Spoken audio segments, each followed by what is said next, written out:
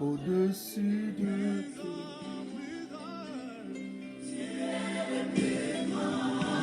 J'avais entendu que tu es le plus grand. On m'avait dit, regarde cet immeuble, il est très grand, mais Jésus. On m'avait dit, regarde cette montagne, elle est très grande, mais toi Jésus. On m'avait dit, regarde le ciel, mais toi Jésus. On m'avait dit, regarde le soleil, mais toi Jésus. On m'avait dit, regarde cet univers, mais toi Jésus. On m'avait dit, il y a une puissance, mais toi Jésus. On m'avait dit, il y a des puissances, mais toi Jésus. On m'avait dit, il y a des principautés, mais toi Jésus. Le plus grand de tous les dieux. On m'avait dit, il Il y n'y a a des même royaumes, aucun dieu mais qui soit toi égal à lui. Jésus. Ce ne sont pas des dieux, ce sont des idoles, des autels morts qui ne peuvent pas répondre à nos prières, qui ne peuvent pas entendre le son de nos voix. Et si tu ne le Pourtant, connais Jésus, pas encore, il est celui qui a la il s'est croix pour approché de toi. nos péchés, celui qui est venu accomplir la parole prophétisée à son égard, la Bible dit, celui qui a approchez-vous réconcilié de le moi, monde je avec m'approcherai Dieu le de Père, celui qui nous a donné une nouvelle vous. Et s'il identité. t'a fait cette grâce, Donc c'est de lui qu'il est il s'est question. approché de toi. Il est le plus grand, il est au-dessus de toutes choses. La parole de Dieu nous dit que tout a été créé par Jésus Est-ce que tu peux et faire en les toucher là où Jésus. tu es? Rien n'était fait sans lui. Contempler le plus grand. Jacques Colossiens chapitre 1, le verset 16. Tout a été créé en Jésus, Tu es par le plus Jésus grand. et pour Jésus. Je Et croyais le que premier de la problème création, était grand. Jésus-Christ. Le premier de la Tu es création. le plus grand. Il est le premier-né entre plusieurs La frères. tempête. Si tu as réellement donné ta vie à Jésus-Christ, tu es devenu son petit frère dans la foi. Je croyais que cette Jésus, difficulté était il est le insurmontable. commencement et la fin. Alpha, Oméga. Tu es, La parole de Dieu dit que tout était fait par la parole. lorsque je Et la regardais parole mon que père, Dieu s'est je servi croyais qu'il était pour créer le monde, Lorsque le je ciel et la regardais ma terre, mère, pour je nous croyais créer. qu'elle était la plus grande. Et Jésus-Christ. lorsqu'elle est partie, Il n'y a aucun nom j'étais déçu. qui soit Mais au-dessus après ça, du celui nom de qui est le Jésus. plus grand Il n'y a s'est aucun nom manifesté. Quel que dans le soit ton ciel, problème, sur quelle la que soit terre, la désolation, plus bas quels que soient les que la ossements terre, desséchés, dans lequel nous avons le salut, le nom de Jésus. Le nom de Jésus. Tu dois recevoir la personne de Jésus. Et tu dois croire à la puissance qu'il y a derrière le nom de Jésus-Christ. Tu n'as pas véritablement dans ta vie à Jésus. Tu l'as peut-être confessé la bouche, mais ton cœur n'a pas cru. Ton cœur doit croire à la personne de Jésus. À la personne de Jésus. Il est le plus grand, il est au-dessus de toutes choses. Des hommes étaient sur cette terre. On a connu les hommes, on a entendu parler des hommes comme les Pythagore, les Hitler, les Museveni, les Bouddha. Ils sont où tous aujourd'hui? Ils sont morts. Le tombeau est encore là.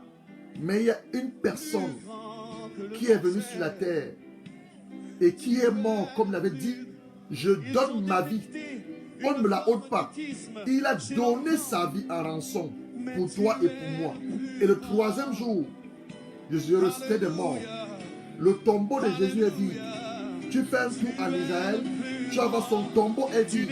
Il n'est pas le tombeau.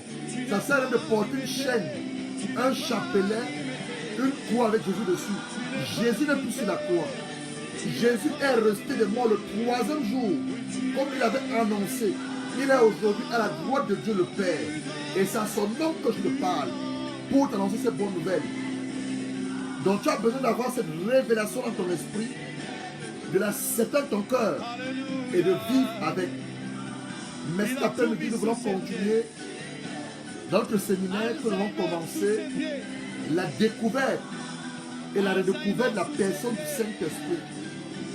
Donner toute la place au Saint-Esprit pour changer Le ta ciel nature, sous ses pieds, pour changer ton caractère, sous ses tes pieds. habitudes, et que l'Esprit de Dieu révèle Sous ses pieds. la personne qui sommeille en toi, la personne qui se cache en toi, la personne que Dieu veut utiliser puissamment Fracture de la pour la jambe délivrance de sous sa ses propre pieds. famille, sa propre vie déjà, L'utérus mal ta formé propre délivrance, sous ses pieds. ta famille, Sous ses pieds. ta génération, Sous ses pieds. ta nation et ton pays.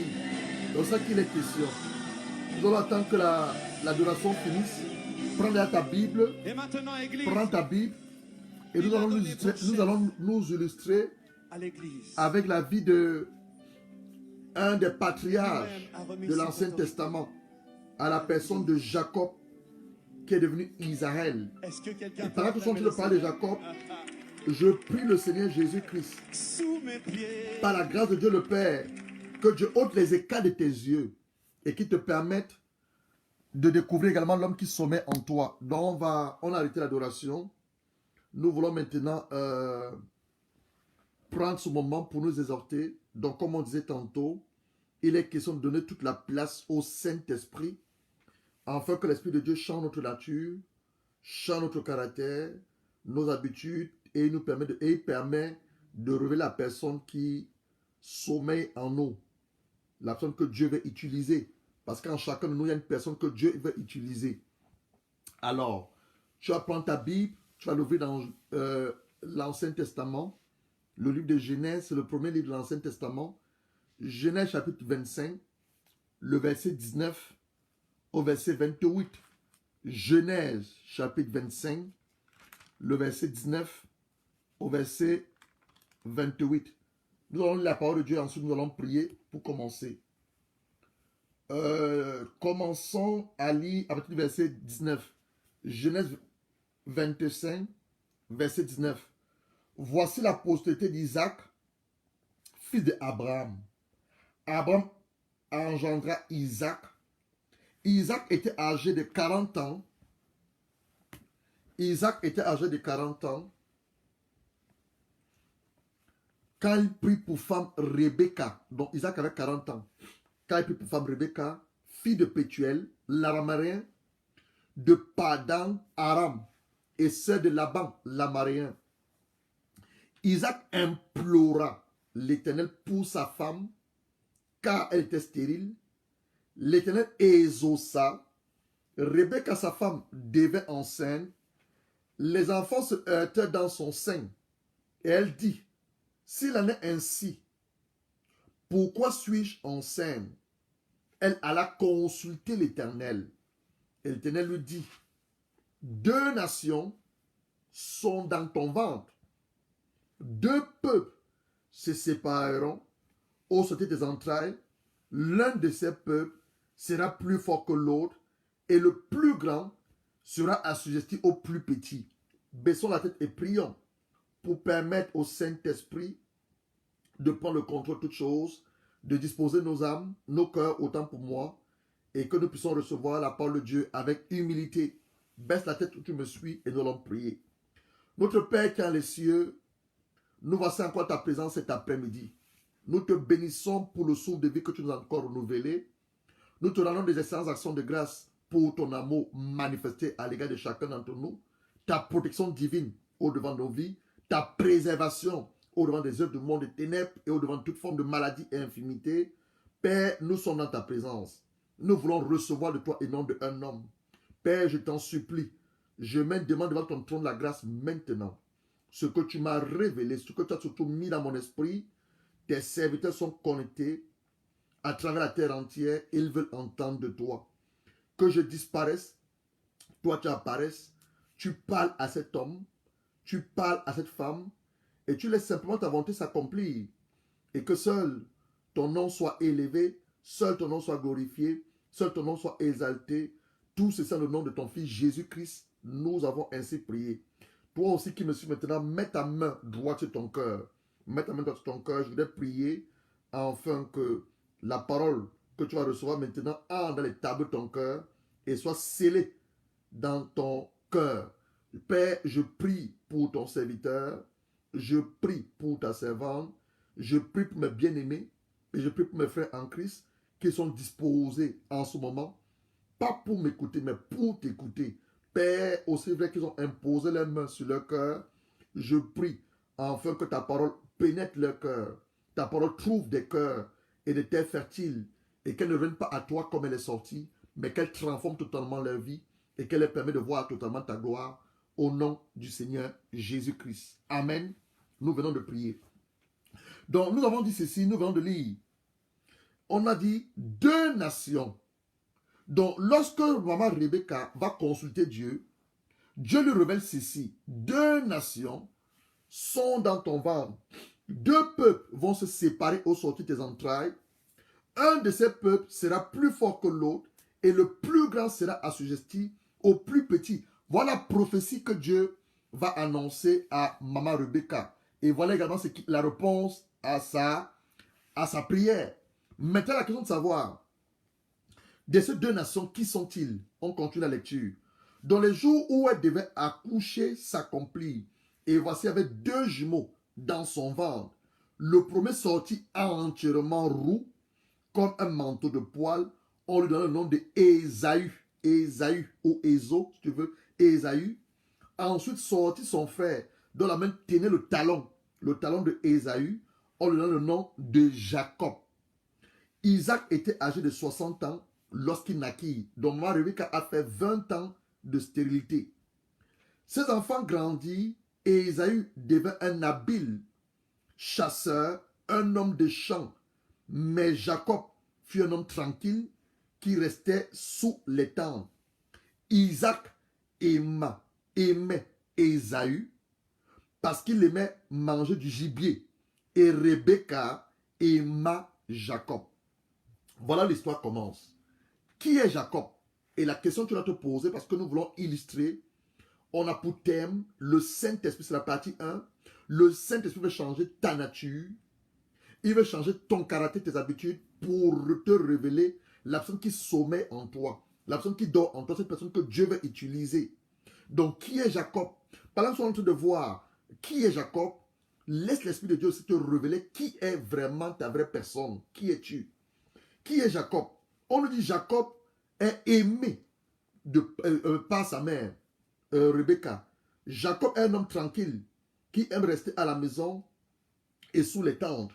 Et tu vas également voir que Jacob est également aimé de Dieu. La Bible nous dit, Dieu aima Jacob et il rejeta Ésaü. Romains chapitre 9, lisons ça. Romains chapitre 9, le verset 11 à 13. Et tu as la même chose dans Malachie chapitre 1, le verset 1 à 3. C'est très important, bien aimé, de lire la parole. La parole te révèle qui tu es. La parole ôte les écailles de tes yeux. La parole te permet de purifier ton âme et te révéler vraiment ton identité. Donc, il est très important de lire la parole. Romains chapitre 9, le verset 11 au verset 13. Mais qu'est-ce que la Bible dit? Commençons au verset 10. Et de plus, il en est infus de Rebecca, qui conçut du seul Isaac, notre père. Quoique les enfants ne fussent pas encore nés, et qu'il n'y fait ni bien, ni mal, afin que le dessein d'élection, tu vois, on dit les enfants n'étaient pas encore nés. Ils ne connaissaient pas encore le bien ni le mal. Et le dessein d'élection de Dieu, parce que Dieu va choisir Jacob, suscita sans dépendre des œuvres, par la seule volonté de celui qui appelle. C'est Dieu, on parle de Dieu. Il fut dit à Rebecca, l'aîné dont Ésaü sera assujetti au plus jeune Jacob, selon ce qui est écrit, j'ai aimé Jacob et j'ai haï Ésaü. Donc voilà Dieu. Dieu dit qu'il va aimer Jacob et il va haïr Ésaü. Parce que tu dois savoir, Dieu connaît la fin d'une chose avant son commencement. Je ne vais pas trop m'attarder sur la personne de Ésaü, ce n'est pas lui qui nous intéresse. C'est Jacob, notre ancêtre, qui nous intéresse. Parce que quand on prie, tu vas voir lorsque les Juifs prient, il dit le Dieu de Abraham, le Dieu d'Isaac et le Dieu de Jacob, qui va devenir Israël. Donc, je ne vais pas trop m'attarder sur Ésaü. Qu'est-ce qui a amené Dieu à haïr Ésaü et à aimer Jacob? Je ne vais pas trop m'attarder dessus. Mais si tu as lu ta Bible, tu vas comprendre si Dieu l'a dit parce qu'il connaissait la fin de Ésaü. Ésaü ne va pas se soumettre à ses parents. Il va désobéir à ses parents. Ésaü va épouser des femmes dont Dieu avait défendu d'épouser. En fait, Ésaü va faire beaucoup de choses qui vont le disqualifier auprès de Dieu. Et Dieu connaît la fin d'une chose avant son commencement. Donc nous continuons notre petite exhortation. Nous sommes en train de dire, Jacob a été aimé par sa mère, Rebecca, et également par Dieu. On vient de lire. Jacob va utiliser la ruse. Jacob va mettre des stratèges en place. Regarde ce que la Bible te dit sur Jacob. Pour voler le droit d'aînesse. Pourtant, Dieu l'a dit, son grand frère va lui être assujetti, donc va être son sujet. Quand on parle du mot assujetti, tu vois le mot sujet. Donc son grand frère va le servir. Mais lui, ne connaissant pas cette parole, n'ayant pas cette révélation, n'ayant pas cette prophétie, c'est pas sa mère que Dieu avait parlé. Et je ne crois pas que Rebecca a dû le dire à son fils Jacob, s'il n'aurait pas utilisé tous ces stratèges, ces ruses pour entrer en possession de la bénédiction ou ou marcher vers l'accomplissement de la promesse que Dieu lui avait déjà annoncée. Je ne crois pas qu'il te connaisse toutes ces choses. Alors, regarde les subtiles et les stratèges que Jacob a commencé à mettre sur pied, déjà pour entrer en possession du droit d'aînesse. Nous sommes dans Genèse 25, verset 29. Jacob faisait cuire un potage. Ésaü revint des champs, accablé de fatigue. Ésaü dit à Jacob, laisse-moi, je te prie, manger de ce roux et de ce roux-là, car je suis fatigué. C'est pour cela qu'on a donné à Ésaü le nom d'Édom. Au lieu que Jacob, tu vois ton frère qui a faim, ton frère qui vient vers toi te demander de lui donner à manger, tu vas aller fatiguer la faim. Au lieu de lui donner à manger, regarde maintenant la ruse. Regarde les stratèges que Jacob va mettre sur pied. Jacob a dit à Ésaü, vends-moi aujourd'hui ton droit d'aînesse. Vends-moi ton droit d'aînesse. Ésaü répondit, voici, je m'en vais mourir. Quoi me sert mon droit d'aînesse? Donc il va aussi, Ésaü aussi avec les mauvais. Ésaü ne connaissait pas, en fait, Ésaü avec la mauvaise révélation de son identité. Parce qu'il a vendu son droit d'aînesse. Tu ne dois pas vendre ton droit d'aînesse. À quoi me sert un droit d'aînesse? Jacob dit, jure-le-moi d'abord. Il le jura et il lui vendit son droit d'aînesse pour un plat de nourriture à Jacob. Alors Jacob donna à Ésaü du pain. C'est une très mauvaise chose à faire. Il ne faut pas le faire. Jacob donna du pain et du potage et des lentilles. Il mangea et but et se leva et s'en alla. C'est ainsi que Ésaü méprisa son droit d'aînesse. Donc voilà encore des choses qui vont disqualifier Ésaü pour hériter de la bénédiction. Donc Dieu connaissait ces choses. Donc il va mépriser son droit d'aînesse. Nous continuons notre méditation. Nous voulons arriver à nous. Première des choses que Jacob va utiliser comme stratège, c'est de voler le droit d'aînesse de son grand frère par un plat de nourriture. Nous continuons notre lecture. Nous sommes dans Genèse 27. Isaac, le père des jumeaux, devient vieux. Il veut bénir son fils aîné. Parce que tu dois savoir, en Israël, et même dans les familles, le droit d'aînesse fait en sorte que le premier-né de la famille, c'est celui-là qui prend l'héritage du père. Mais dans ce cas, dans cette situation-ci, à collection de Dieu que nous venons de lire, Dieu avait choisi Jacob, celui qui est venu après Ésaü, parce que c'est par Jacob qu'il allait susciter la nation juive. Alors, Isaac devient vieux et demande à son fils Ésaü de lui faire un mets qu'il aime. Qu'est-ce que Isaac aime manger? Isaac aime manger le gibier. Quelle est la profession de Ésaü? Ésaü, c'est un chasseur habile. Donc, fais-moi un mec que j'aime et mon âme va te bénir. Alors, maman Rebecca écoutait la conversation. On ne va pas tout le temps tout lire. Donc, je te raconte l'histoire. Maman Rebecca écoutait la conversation. Elle dit à son fils Jacob qu'elle l'aimait. Elle dit, Jacob, voici. Elle va dire à son fils Jacob, j'ai entendu ton père, nous sommes dans Genèse 27, verset 6. J'ai entendu ton père qui parlait à Ésaü, ton frère. Apporte-moi du gibier, fais-moi un mets que je mangerai. Je te bénirai devant l'Éternel avant ma mort. Maintenant, mon fils, écoute ma voix. Ça m'a dit d'écouter sa voix. À l'égard de ce que je te commande. Va me prendre du troupeau, 2 bons chevreaux. J'en ferai pour ton père un mets comme il aime. et tu lui porteras à manger à ton père, afin qu'il te bénisse avant sa mort. Jacob va répondre à sa mère. Voici Ésaü, mon frère, est velu. Je n'ai point de poil. Peut-être mon père me touchera-t-il. Je passerai à ses yeux pour un menteur. Je ferai venir sur moi la malédiction ou la bénédiction. Les gars là répondent à maman. La maman aussi n'est pas une bonne maman. La maman de les jumeaux, maman Rebecca. Verset 13. Sa mère lui dit, que cette malédiction, mon fils, retombe sur moi. Écoute simplement ma voix. Va les prendre. Donc la mère aussi va induire son fils en erreur. Et il va aller chercher du gibier. Il va ramener le gibier. Et sa mère va préparer. Nous allons maintenant au verset 18. Et allons au verset 18. Il vint vers son père et dit, mon père. Isaac dit, me voici. Qui es-tu, mon fils? Jacob répondit, je suis Ésaü. Jacob n'est pas Ésaü. Jacob, c'est Jacob. Donc il est en train de mentir. Je suis Ésaü, ton fils aîné. Il est en train de mentir. J'ai fait ce que tu m'as dit. Lève-toi, je te prie. Assieds-toi, mange de mon gibier, afin que ton âme me bénisse. Isaac dit à son fils, et quoi? Tu as trouvé mon fils? Jacob répondit, c'est que l'Éternel, dont il utilise aussi le nom de Dieu. Pourtant, la parole de Dieu nous dit, ne pas utiliser le nom de Dieu en vain. Il dit, l'Éternel, ton Dieu, l'a fait venir devant moi. Est-ce que Jacob allait chasser? Non. Jacob a pris les chevrons dans les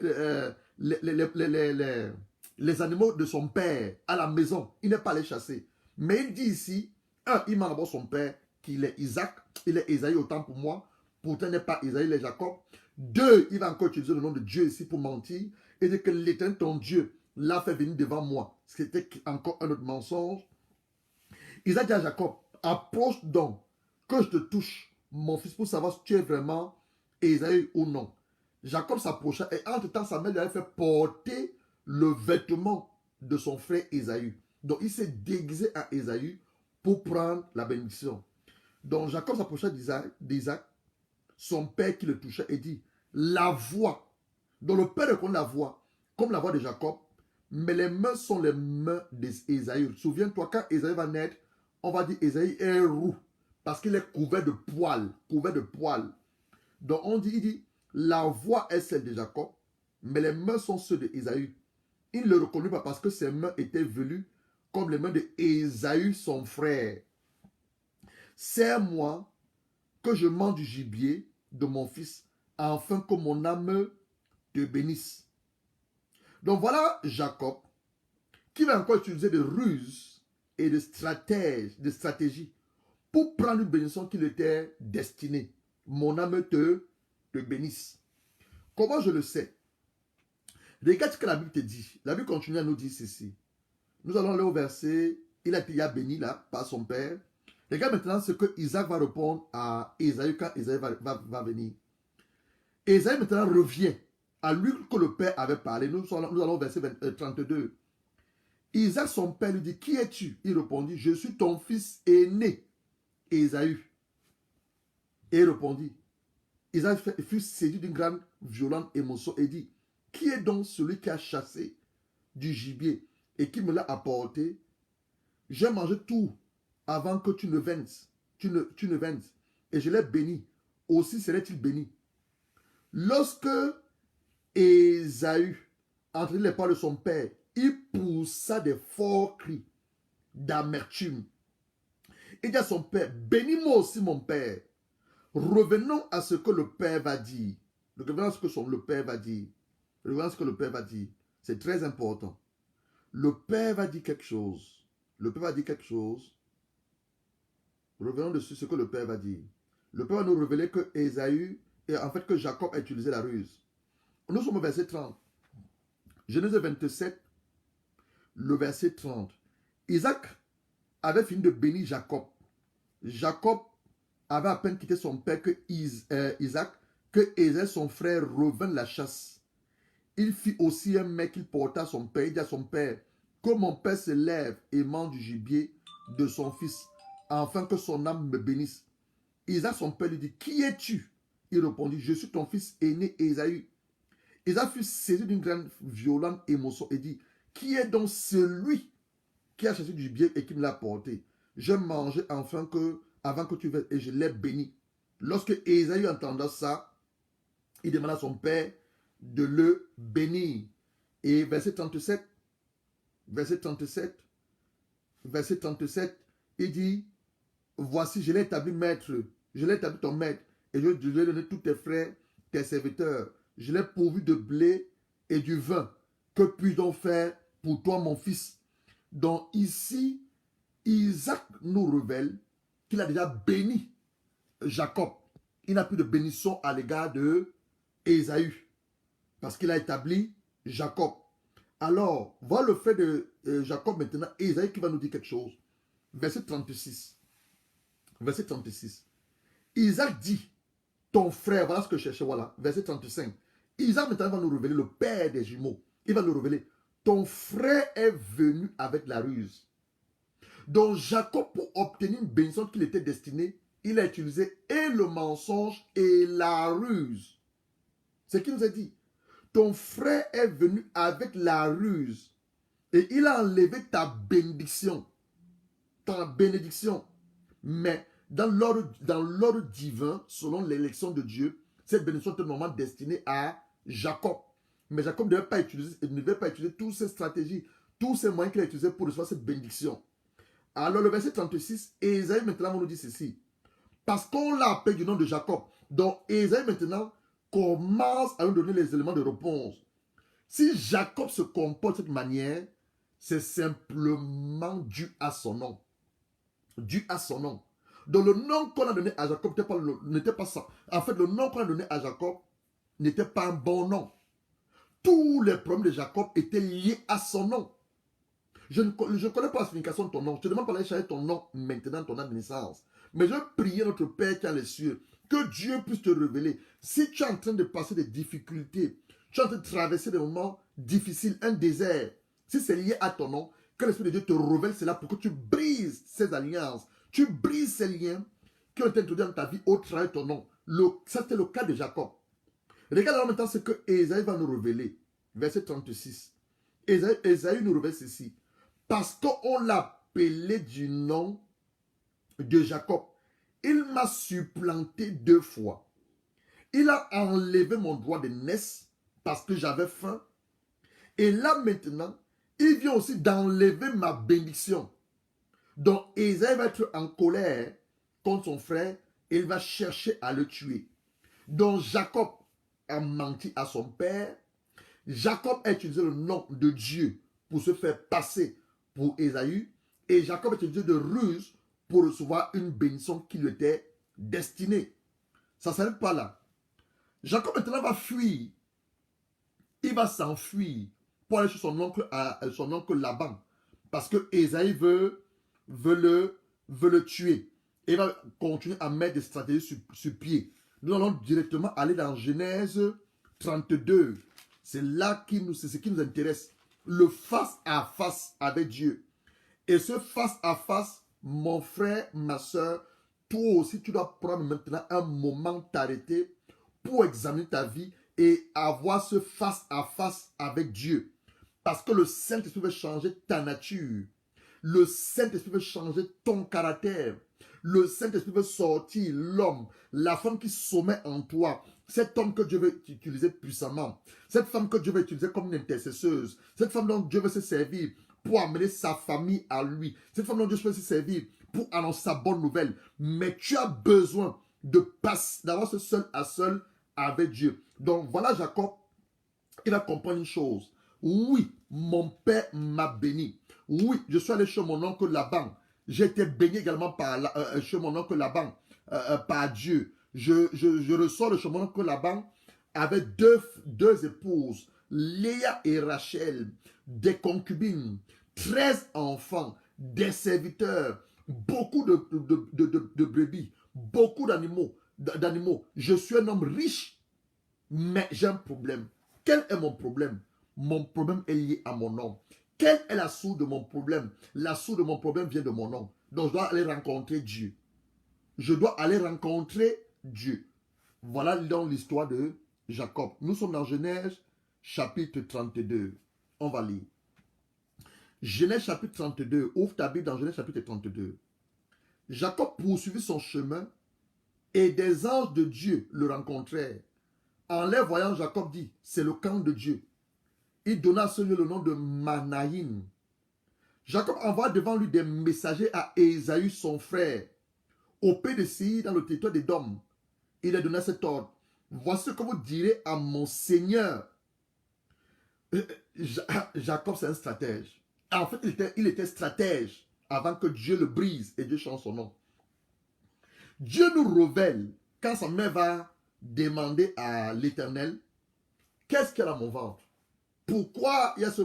Dieu révèle, 2 nations sont dans ton ventre. 2 peuples sortiront de tes entrailles. Le plus grand sera associé au plus petit. Je ne sais pas si maman Rebecca l'a dit à Jacob. Jacob a réussi par ses stratèges, par la ruse, par la tromperie, à voler le droit de naissance de son frère. Maintenant ici, il dit, parce qu'il a peur de l'épée de son frère en colère après lui. Le temps s'est écoulé 20 ans. Il se dit, Ésaïe a toujours cette colère en lui pour le tuer. Regarde ce qu'il dit ici. Il dit, voici que vous direz à mon Seigneur. C'est pas ça. La bénédiction d'Isaac nous a révélé. Isaac a dit à Ésaü, j'ai fait de Jacob ton maître. J'ai fait de Jacob ton Seigneur. Mais Jacob, regardez ce qu'il dit. Jacob, c'est Jacob que Ésaü a béni. Dieu a reçu cette bénédiction. Et autant pour moi, Isaac, son père, a béni. Il a reçu cette bénédiction. Relisons la bénédiction. Parce que c'est très subtil. Jacob, c'était un fin stratège. Avant que Dieu ne brise sa hanche. Et cet après-midi, Dieu veut briser quelque chose en nous. Dieu veut enlever quelque chose en toi. La chose que tu prends pour appui. La chose ou la personne que tu prends pour appui. Ça peut être ton nom, ça peut t'attendre. Chaque fois, quand tu es en situation, tu cours vers ton nom. Tu cours vers t'attendre. Dieu ne veut plus que tu cours vers ton nom. Dieu ne veut plus que tu cours vers t'attendre. Dieu veut que tu viennes à lui. C'est lui qui t'a créé. C'est lui qui t'a créé. Regarde, repartons à la bénédiction. Repartons à la bénédiction. Jacob était un fin stratège. Mais je veux rendre des actions de gloire à Dieu. Parce que Dieu l'a brisé. Dieu a enlevé toutes ces stratégies. Dieu a détruit toutes ces ruses. Dieu a ôté ce mal en lui. Et il a enfanté Israël. C'est la raison pour laquelle nous sommes là. Dieu veut changer ta nature. Qu'est-ce qui est en toi? Qu'est-ce qui est en toi? Quelle est la chose qui t'éloigne de Dieu? Quelle est la chose que tu gardes? Ton jardin secret, que tu ne veux que personne y ait accès. Le Saint-Esprit veut avoir accès à ce jardin secret. Le Saint-Esprit veut avoir accès à ton cœur. Le Saint-Esprit veut avoir accès à ton âme pour changer ta nature. Repartons dans la bénédiction de Isaac à Jacob. Nous sommes dans Genèse 27. Genèse 27. Lisons à partir du verset 27. Jacob s'approcha et le baisa. Isaac sentit l'odeur de ses vêtements. Puis il le bénit. Regardez la bénédiction maintenant. Il dit, voici l'odeur de mon fils est comme l'odeur d'un champ que l'Éternel a béni. Verset 28, il commence à bénir Jacob. Que Dieu te donne la rosée du ciel et la graisse de la terre, du blé et du vin en abondance. Que des peuples te soient soumis, que des nations se prosternent devant toi. Ce qui se passe en ce moment, hein. Cette bénédiction que Isaac a relâchée avec Jacob, c'est ce qui se passe avec les Juifs. Hein. Personne ne peut toucher la nation juive. Personne ne peut toucher la nation juive. Que des nations se prosternent devant toi. Sois le maître, vous voyez, le maître de tes frères. En fait, Jacob soit le seigneur de Ésaü. Le maître de tes frères. Que les fils de ta mère se prosternent devant toi. Maudit soit quiconque te maudira. Béni soit quiconque te bénira. Voici la bénédiction que Isaac avait prononcé sur son fils Jacob lorsqu'il s'est déguisé à Ésaü. Maintenant, regardez encore le subtige. Regardez encore la ruse de Jacob. Regardez ce qu'il dit. Verset 4. Nous sommes dans Genèse 32, verset 4. Il a donné cet ordre. Voici que vous direz à mon Seigneur. Selon la bénédiction qui est le Seigneur de qui? Selon la bénédiction que Isaac a prononcée sur Jacob. Jacob est le Seigneur de Ésaü. Jacob, en fait, Ésaü doit être soumis à Jacob. Selon la bénédiction. Mais Jacob ici, il va encore utiliser une stratégie, une ruse. tu vous dirais à mon Seigneur, ainsi parle ton serviteur. C'est un mensonge. C'est Ésaü qui est le serviteur de Jacob, pas l'inverse. Ton serviteur Jacob. J'ai séjourné chez Laban. Je suis resté jusqu'à présent. J'ai des bœufs, j'ai des ânes, j'ai des brebis, des serviteurs, des servantes. Et j'envoie l'annoncer à mon Seigneur pour trouver grâce à ses yeux. Pourtant, Dieu va dire à Jacob, rentre dans ton pays, je serai avec toi. Donc, il ne tient pas compte à la parole que Dieu lui a donnée. Il ne tient pas compte à cette parole. Mais il essaie encore d'utiliser une ruse. Il essaie encore de mettre une stratégie sur pied pour se faire aimer son frère. Oh, Jacob. Mais gloire soit rendue à Dieu parce qu'il va te briser. Les messagers revinrent auprès de Jacob en disant, nous sommes allés vers ton frère Ésaü. Il marche à ta rencontre avec 400 hommes. Jacob fut fait très effrayé, dont la peur va gagner. Donc, j'ai envoyé les messagers, j'ai envoyé des présents. Il a refusé mes présents, donc il va avoir peur.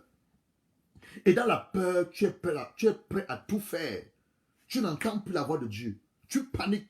Donc, très effrayé, saisi d'angoisse, il partagea en deux camps les gens qui étaient avec lui, les brebis, les bœufs et les chameaux. Et dit, si Ésaü vient, donc il continue à faire des stratégies.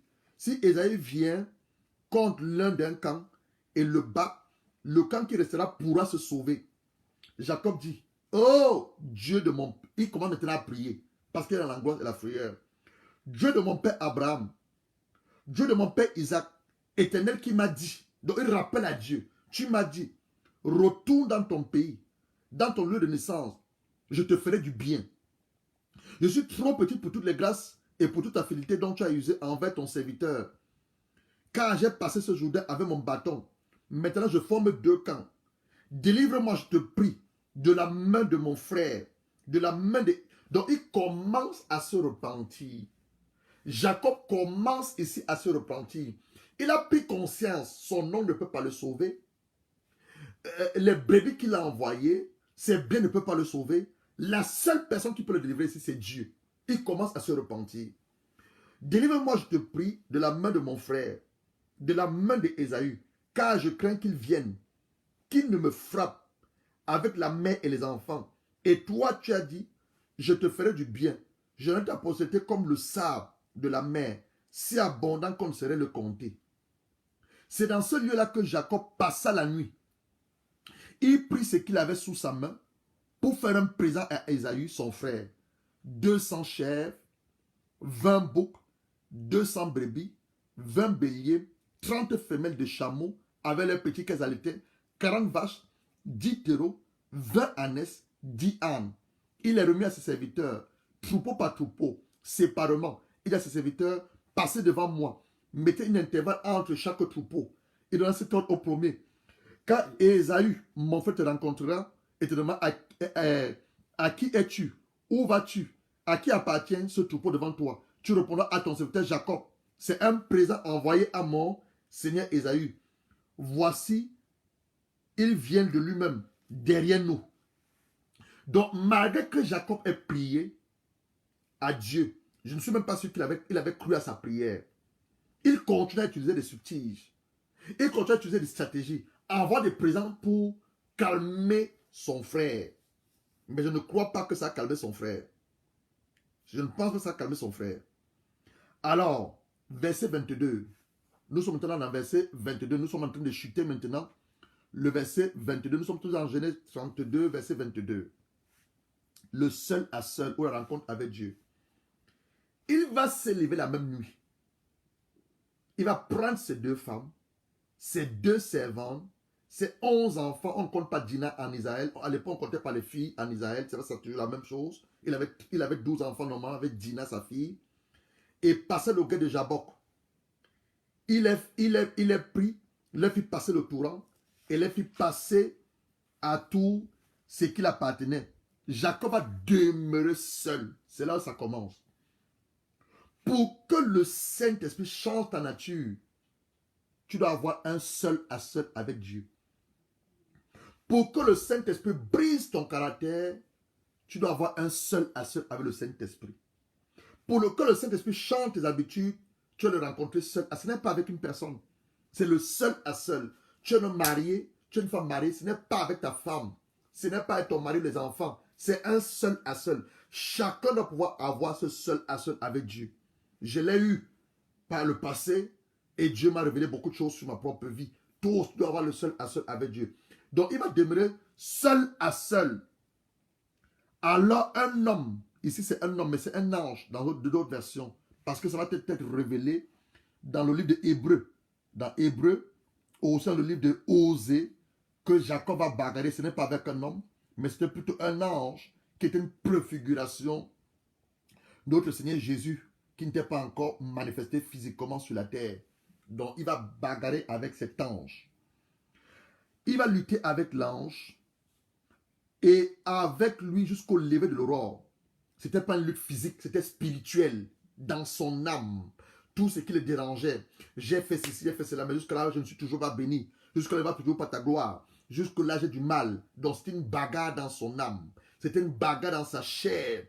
La vieille nature de Jacob devait mourir et laisser la personne d'Israël sortir en lui. Voyant qu'il ne pouvait pas le vaincre, cet homme va le frapper à l'embouchure de l'ange, de la hanche. La hanche, pour tout être humain, c'est ta partie solide.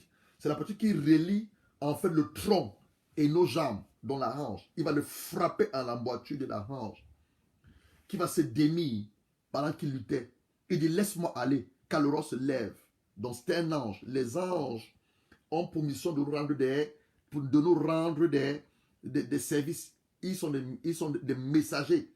Donc ils doivent rentrer avant le lever du jour. Jacob répondit, je ne te laisserai point aller que tu m'aies béni.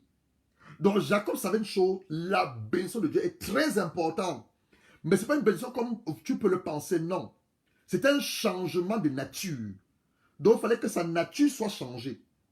Et ça va peut-être prouvé. Il lui dit, quel est ton nom? Il répondit, Jacob. Il va encore le poser une deuxième fois. Il lui dit, encore, ton nom ne sera plus Jacob. On reprend, verset 27. Il lui dit, quel est ton nom? Il répondit, Jacob.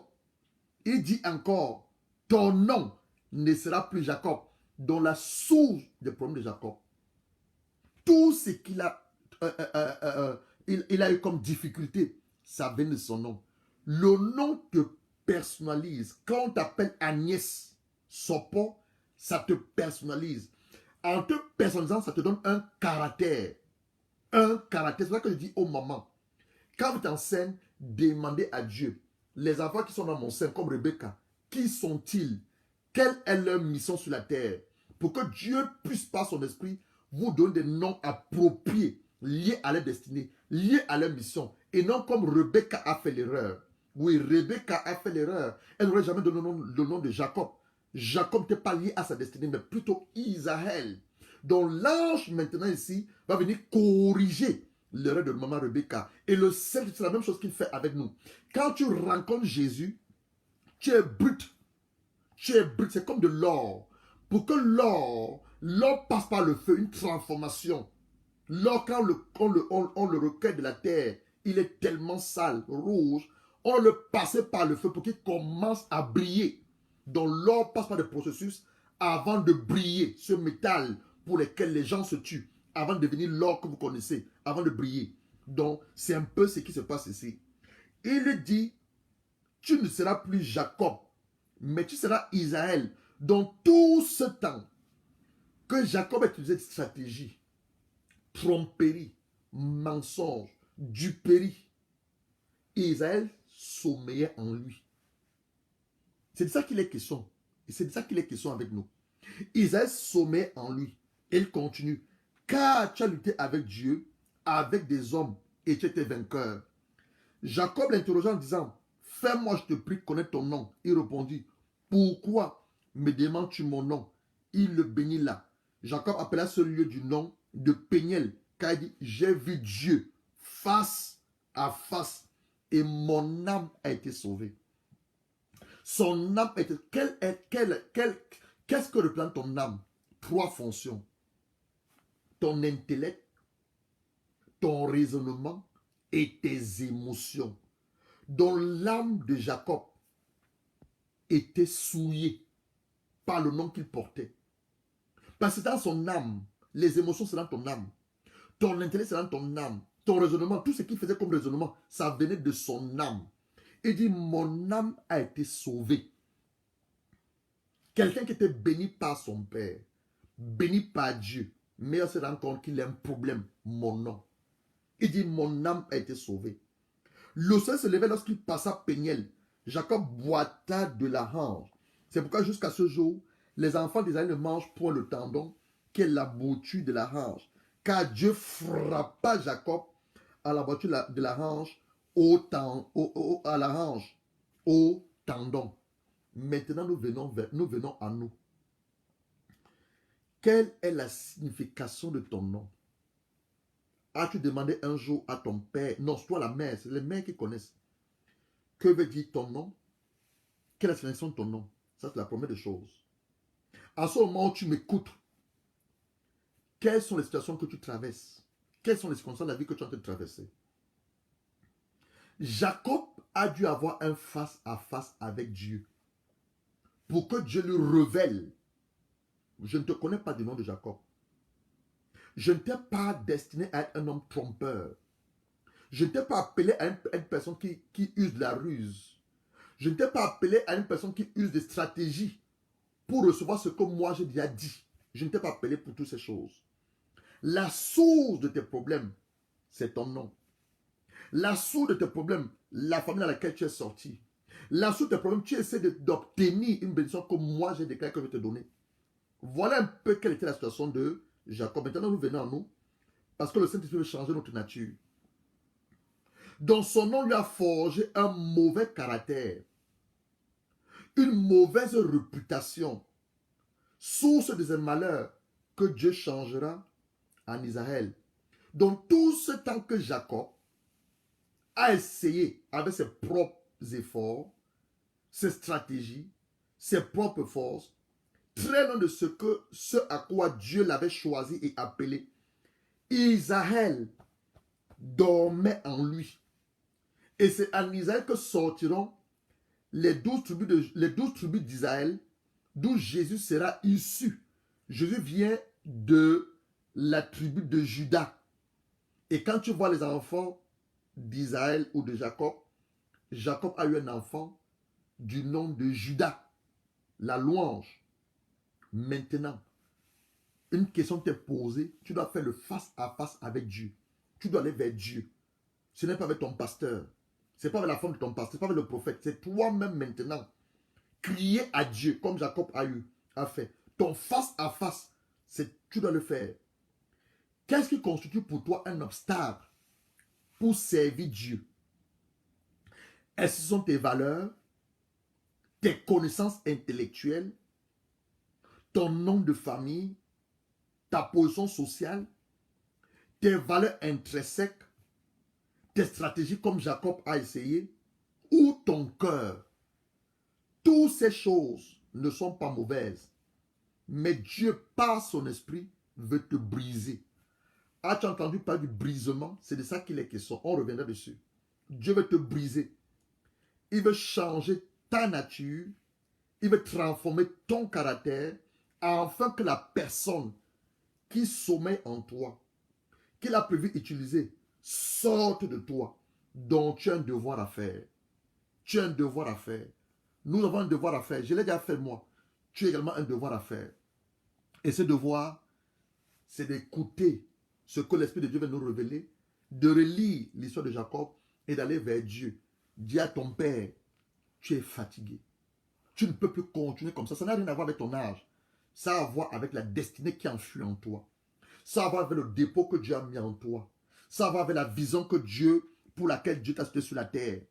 Tu dois faire le face à face, le seul à seul. Dis Seigneur, je suis fatigué. À l'allumer ta parole. Matthieu chapitre 11. J'ai tout essayé par mes propres efforts. J'ai tout fait. Mais jusqu'à présent, je ne vois pas ta gloire dans ma vie. Jusqu'à présent, tu ne règnes pas sur mon esprit. Tu ne règnes pas sur ma pensée. Quand je vais dormir, les esprits viennent s'accoupler avec moi. Les esprits de mari de nuit, de femme de nuit viennent s'accoupler avec moi. Quand je vais dormir, chaque fois, ce sont des pensées impures, des pensées immorales. Tout ce que je fais est chaud. Je n'arrive pas à comprendre. Suis sur une malédiction, sous une influence. Donc, plusieurs questions que vous posez. Tu dois faire quoi? Matthieu 11, verset 28. Venez à moi, vous tous qui êtes fatigués et chargés. Je vous donne du repos. Tant que tu n'es pas encore arrivé à ce stade, manifester cette fatigue. Cette fatigue. Cette fatigue, tu ne peux pas recevoir le repos. Tu dois arriver au point où tu es fatigué. J'appelle souvent ça les 4 murs. Tu dois arriver au point où tu as les 4 murs. Tu vas aller là, il n'y a pas moyen. Tu veux rentrer, il n'y a pas moyen. Tu veux avancer, il n'y a pas moyen. Tu es dans les 4 murs. Et c'est là où le seul où le face à face intervient avec Dieu. Père, tu cries dans la prière. Tu soupires dans la prière. C'est la raison pour laquelle nous prenons le temps pour illustrer la vie des gens qui l'ont fait. Jacob l'a fait. Lundi, je te parlerai de la personne de Moïse. Tu vas voir le cas de Moïse. Dieu va rencontrer Moïse. Il va également changer la nature de Moïse. Après Moïse, on va travailler sur la vie de Pierre. Après la vie de Pierre, on va travailler sur la vie de Paul. Paul n'était pas Paul. Paul était Saoul avant de devenir Paul. Donc Dieu, par ce séminaire, par ces enseignements, il envoie sa parole. Souviens-toi, Dieu envoie sa parole pour nous guérir. Il envoie sa parole pour nous délivrer. Il envoie sa parole pour nous restaurer. Il envoie sa parole pour nous restituer. Donc Dieu envoie cette parole pas pour te juger, pas pour t'amener à te culpabiliser, mais parce qu'il veut te transformer. Dieu est sur le point de sortir la personne qui dort en toi. Dieu est sur le point de sortir l'homme, la femme qu'il veut utiliser. Oui, Dieu veut t'utiliser. Mais avant de t'utiliser, il doit te briser. Tu dois passer par le feu du Saint-Esprit. Jésus a dit, Jean l'a dit, moi je baptise d'eau pour vous amener à la repentance. Mais cela vient après moi. Je suis pas en train de délier la croix de ses souliers. Lui me baptisera du Saint-Esprit et de feu. Le feu du Saint-Esprit vient pour nous purifier. Purifier quoi? Les souillures de notre âme.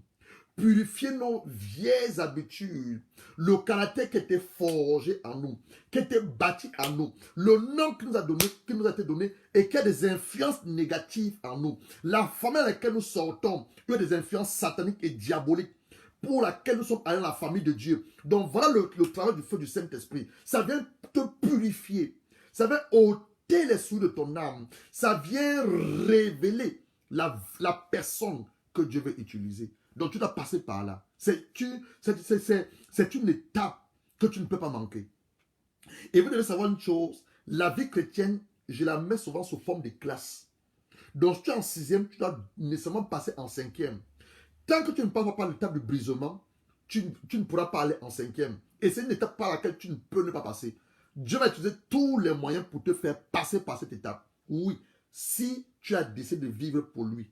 Tu as décidé de lui faire confiance. Tu ne peux pas ne pas passer par le brisement. Aucun homme de Dieu ne te dira autre chose. Chaque enfant de Dieu doit un moment passer par ce que j'appelle le brisement. Chaque enfant de Dieu doit un moment passer par ce que j'appelle le seul à seul avec Dieu. Peut-être que tu n'es pas encore à ce stade-là, où tu as la faim, où tu as la soif de découvrir qui tu es vraiment, ce pourquoi tu es sur la terre, ce à quoi tu es appelé, mais ça arrivera. Reste tranquille, ça arrivera. Il y aura un moment dans ta vie, ça va arriver où tu auras marre de la vie que tu mènes. Il y aura un moment dans ta vie, ça va arriver où tu vas te poser 1001 questions. Souviens-toi de cet enseignement que je te donne cet après-midi. Et cet enseignement va donc t'aider ce jour-là quand ça arrivera. Mais ma prière, n'attends pas une année. N'attends pas que ça arrive. Ma prière est que, comme Dieu a envoyé sa parole, prends ce moment. Nous sommes aujourd'hui jeudi. Demain, vendredi, on va commencer le week-end. Prends ce week-end. Va à la présence de ton Père. Avec la petite révélation que va t'apporter sur la vie de Jacob. Tu dis, Seigneur, voici ma vie. Je viens à toi. De même comme Jacob est venu à toi. Parle-moi. Parle-moi. Que Dieu te révèle ces choses par son esprit. Et tu verras, après cette étape, tu vas donc aller en cas de 5e, où tu vas passer notre étape avec Dieu. et Dieu va continuer à t'utiliser. Donc, c'est une chose que tu ne peux pas passer. Tu ne peux ne pas passer. J'ai un homme de Dieu qui a l'habitude de dire, nous devons faire cette prière. Ne pas demander à Dieu plus de la puissance, l'onction du Saint-Esprit, mais plus de brisement. Parce que le brisement fait ressortir la personne que Dieu veut utiliser. Le brisement fait ressortir la vraie personne qui est cachée en toi. Tu penses te connaître, tu ne te connais pas. La personne qui te connaît, c'est le Saint-Esprit. Même tes parents pensent te connaître, ne te connaissent pas. Souvenez-vous de Jésus. On a dit, est-ce qu'il y a quelque chose de bon qui peut sortir de Nazareth? Même les parents de Jésus, je crois quand même que Marie avait une idée de la révélation de qui est Jésus, parce qu'elle va dire aux noces de Canaan, nous sommes déjà dans Jean chapitre 5 là-bas, faites tout ce qu'il vous dira. Donc parce qu'elle avait, je crois qu'elle voyait Jésus à la maison faire des miracles. Elle voyait Jésus à la maison faire des miracles. Mais eux-mêmes n'avaient pas l'idée de tout ce à quoi Jésus était venu sur la terre.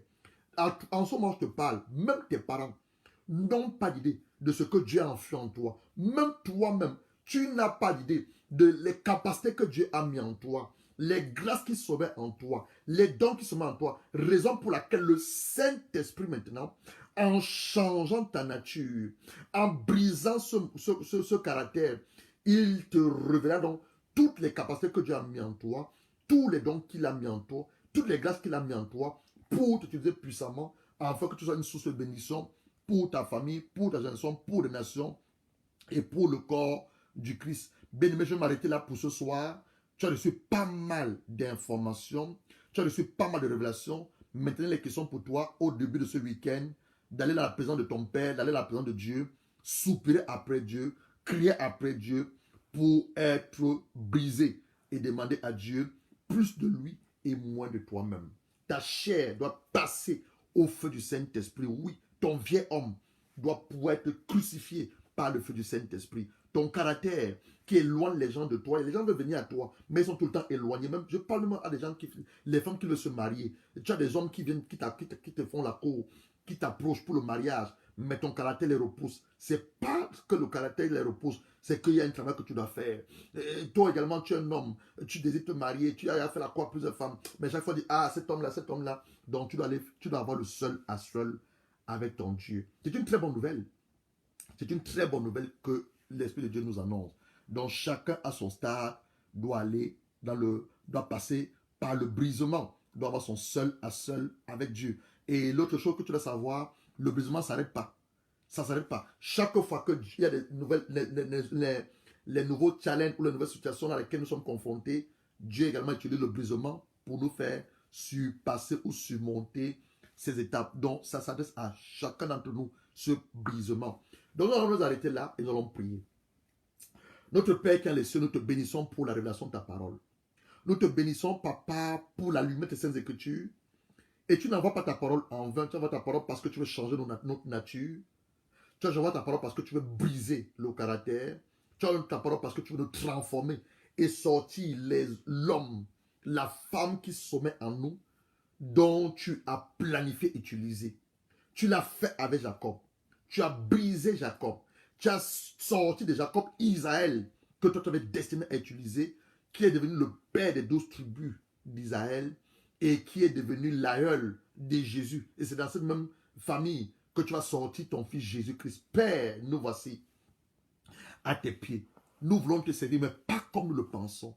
Nous voulons que nos vies portent du fruit, mais pas comme nous le croyons. Mais comme toi tu le penses et comme toi tu l'as arrêté avant la fondation du monde. Père, chacun d'entre nous, selon sa soif, selon sa faim, Papa, révèle-nous, brise-nous, ô Père, cette chose-là qui nous empêche de te servir, cette chose-là qui nous éloigne des hommes et des femmes, cette chose-là en nous, ce caractère-là en nous, ce mauvais comportement en nous, cette mauvaise habitude qui nous a été inculquée, que nous-mêmes avons vécu avec jusqu'à cet après-midi, que tu veux transformer. Oh, notre Père, nous crions à toi.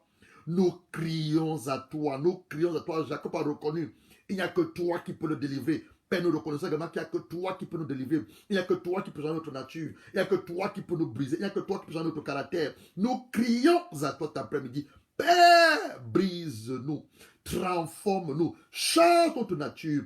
Révèle-nous qui nous sommes vraiment. Révèle la nature que tu as mise en nous. Sors l'homme que tu as mis en moi. Sors la femme que tu as mise en moi. Cet homme que tu as sauté pour les nations. Cet homme que tu as sauté pour la délivrance des familles. Cet homme que tu as sauté pour la délivrance des foyers. Cet homme que tu as sauté pour l'utiliser puissamment. Pour que des hommes et des femmes viennent à toi. Père, nous crions à toi. Sors cet homme de nous. Sors cette femme de nous. Et que nos vies portent du fruit et te donnent totalement toute la gloire. Tout ça dans le nom de ton Fils Jésus-Christ. Nous avons ainsi prié. Bien-aimé, comme tu m'entends prier et comme tu me vois prier, c'est cette manière que tu dois aller dans la présence de ton Père ce week-end. Ça peut être vendredi, ça peut être samedi. Criez à lui. Qu'il te révèle selon ta soif. Qu'il te révèle selon ta faim. Qu'il change ta nature. Qu'il brise ton caractère. Qu'il transforme ta personne. Mais que surtout, il sorte cet homme. Il sorte cette femme de toi que lui a planifié, utilisé. Tout ce temps l'a vu. Tout ce temps. Jacob, vous savez, il est parti de son père, de la maison de son père, pour son oncle Laban. Malheureusement pour Jacob, il revient, sa mère est décédée. Sa mère n'était plus là, sa mère qui l'aimait. Donc au retour de Jacob dans la maison de son père, sa mère était morte. 20 ans, il a passé dehors. Que ce ne soit pas ton cas. Ne tourne pas en rond, que ce soit pas ton cas. Dieu envoie cette parole aussi pour que nous ne tournons plus en rond. 20 ans, Jacob a cherché à se découvrir. Je ne sais pas à qui je m'adresse. Je ne sais pas combien de temps déjà tu cherches à te découvrir. Tu cherches à savoir qui tu es vraiment. Tu cherches à servir Dieu, à lui être agréable. Je ne sais pas le nombre de temps. Mais ma prière est que tu ne passes pas 20 ans. Ma prière est que tu ne fasses pas comme Jacob a eu à faire. Tu peux le faire ce week-end. N'attends pas 20 ans. N'attends pas 10 ans. N'attends pas 30 ans. Tu peux le faire ce week-end. Et toi aussi qui m'écoutes, tu n'as jamais véritablement donné ta vie à Jésus-Christ. Tu n'es pas enfant de Dieu. Et tu dis dans ton cœur, je veux vraiment avoir cette vie. Je veux servir Dieu. Je voudrais faire cette prière avec toi. C'est vrai, depuis un moment, je ne fais pas cette prière. Mais je le ressens dans mon esprit. Je vais faire cette prière. Parce que ce dont on est en train de parler, ça s'adresse aux enfants de Dieu. Pour que Dieu change ta nature, pour que Dieu brise ton caractère, te transforme, il faut que tu sois son fils. C'est tout à fait normal. Ça s'adresse aux enfants de Dieu. Il faut que tu sois son fils. Tu sois son fils. Nous sommes dans deux royaumes. Le royaume de la lumière, dans lequel notre Seigneur Jésus-Christ nous a introduits, et le royaume des ténèbres, qui est représenté par le diable et ses démons. Donc tu n'as jamais fait la prière du salut. Tu as même confessé Jésus comme ton Seigneur personnel. Je voudrais m'accorder avec toi dans la prière. Regarde ce que la Bible dit dans Romains chapitre 10. Et nous terminons avec ça. Romains, c'est venu dans mon esprit comme ça. Et je crois que le Saint-Esprit veut faire la grâce à plusieurs personnes qui sont en train de suivre. Il veut les amener au salut et qu'ils entrent dans la famille de Dieu et qu'ils puissent également posséder leur héritage. Romains chapitre 10, regarde ce que la Bible dit. Romains 10, le verset 9. Le verset 9, commençons au verset 9. On dit ceci, Romains 10, verset 8 même déjà. Que dit-elle? La parole de Dieu est près de toi. La parole de Dieu, elle est près de toi. Dans ta bouche et dans ton cœur. Or, c'est la parole de la foi. On enseigne sur la foi ici. C'est la ferme assurance des choses que... C'est la ferme... En fait, la foi, Hébreu 11 le décrit. Or, la foi est l'assurance des choses que nous espérons. La démonstration des choses que nous ne voyons pas. Moi, je dis aussi, c'est une ferme conviction. C'est une assurance que ce que la parole de Dieu dit, c'est la vérité. Une dépendance totale et confiance à la parole de Dieu. Dieu et sa parole sont un. Donc c'est un peu ça la foi. Il dit, or, la foi, c'est la parole de foi que nous prêchons. Verset 9. Si tu confesses de ta bouche, donc tu dois confesser de ta bouche, le Seigneur Jésus, tu te crois dans ton cœur que Dieu a ressuscité des morts, tu seras sauvé. Car sans croyant, donc il faut d'abord croire. Je dois croire. Je ne dois pas confesser. Non, je dois croire dans mon cœur. Sans croire du cœur qu'on parvient à la justice. Et sans confesser, donc il faut parler. Sans confessant de la bouche qu'on parvient au salut. Verset 11. Selon ce qu'il est, selon ce que dit l'Écriture, quiconque croit en lui ne sera pas confus. Ou, oui, il ne sera pas confus. Quiconque croit en lui ne sera pas confus. Et il n'y a aucune différence, en effet, entre les Juifs de naissance et les Grecs, puisqu'ils ont tous un même Seigneur, qui est riche pour tous ceux qui l'invoquent. Verset 13. Car quiconque invoquera le nom du Seigneur sera sauvé. Je vais m'accorder avec toi à la lumière de cette parole. Tu vas répondre à la Seigneur Jésus. J'ai entendu parler de toi. Et cet après-midi, en date du 11 juin, je confesse de ma bouche ce que je crois dans mon cœur. Que tu es resté des morts le 3e jour. Tu es assis à la droite de Dieu le Père. Oui, j'étais très loin de toi au travers de mes pensées. J'étais très loin de toi au travers de mon âme, de mon cœur. J'ai péché contre toi. Je te demande de pouvoir me pardonner. J'implore ta miséricorde et ta grâce, ta compassion, de pouvoir me pardonner. La puissance de ton sang, de laver mon nom, d'effacer mes péchés, de me purifier. Et mon nom, qui était encore inscrit dans le registre de la mort, que le diable tenait dans ses mains, efface mon nom dans ce registre par ton sang. Inscris mon nom dans ton livre de vie, car compter cette date du 11 juin, je deviens ton fils, ta fille. Seigneur Jésus-Christ, je t'ouvre mon cœur, entre dans ma vie, deviens mon Seigneur et mon Sauveur personnel, et que ma vie donne gloire à ton Saint-Nom. Tout c'est le nom de Jésus-Christ, nous avons ainsi prié. Je vais maintenant prier pour toi. C'est une très bonne nouvelle. Tu es sauvé. C'est ce que la Bible dit. En confessant la bouche qu'on croit du cœur, tu seras sauvé. Tu l'as fait, tu es sauvé. Tu es réconcilié avec Dieu le Père. Je vais maintenant prier pour toi. Que la grâce de Dieu, qui t'a permis de confesser son Fils Jésus-Christ comme Seigneur personnel, te permette de grandir dans sa connaissance. Une façon de grandir dans sa connaissance de Dieu, c'est en lisant sa parole. Commence à lire. Achète une Bible. Commence à lire les évangiles. Lis Matthieu. Les évangiles, c'est la bonne nouvelle selon Matthieu qui te parle de la vie de Jésus. Lis Matthieu, Marc, Luc et Jean. Commence à lire ces évangiles. Et je voudrais aussi, par la grâce, si tu n'as pas un leader spirituel, un homme de Dieu qui peut t'encadrer, prends également mon numéro WhatsApp. Je me tiens là également pour t'encadrer et même des conseils spirituels, et même des conseils d'orientation pour t'encadrer et pouvoir prier avec toi. Mais sinon, à cause de toi aujourd'hui, qui vient de confesser Jésus comme Seigneur personnel, la parole de Dieu te révèle qu'il y a la célébration dans le ciel. Les anges sonnent la trompette. Voilà le Fils de Dieu qui est revenu à lui. Voilà la fille de Dieu qui est revenue à lui. Donc c'est une très bonne nouvelle. Acclame pour toi-même. Acclame pour toi-même. Acclame pour toi-même. Oh! C'est une très bonne nouvelle. Dans le ciel, il y a la célébration. Dans le ciel, les anges adorent Dieu. Dans le ciel, les cantiques s'élèvent à cause de toi qui vient de confesser Jésus-Christ comme son Seigneur personnel. Prends mon numéro WhatsApp, toi qui viens de le faire. Je voudrais également t'avoir au téléphone, prier avec toi, lire la Bible avec toi et t'encourager à suivre les enseignements que nous donnons. Donc, prends mon numéro WhatsApp, c'est le 0044 74 24 64 99 69. Je reprends 0044 74 24 64 99 69. Pardon, oui, 69. 69. 0044 74 24 64 99 69. Que Dieu vous bénisse. On se retrouve lundi. Nous allons continuer comme on a commencé. Et lundi, nous parlerons de la personne de Moïse. Ce week-end, tu as un assignment, tu as un devoir. Tu dois rencontrer ton Père seul à seul. Permets au Saint-Esprit de te révéler ta nature. Permets au Saint-Esprit de briser ton caractère. Permets au Saint-Esprit de te révéler la personne qui est en toi, que Dieu veut utiliser. Sois puissamment béni et couvert par le sang de Jésus-Christ. Que Dieu vous bénisse. On se retrouve lundi à 15 h pour la suite de ce que nous venons de commencer. Soyez bénis. Bye bye.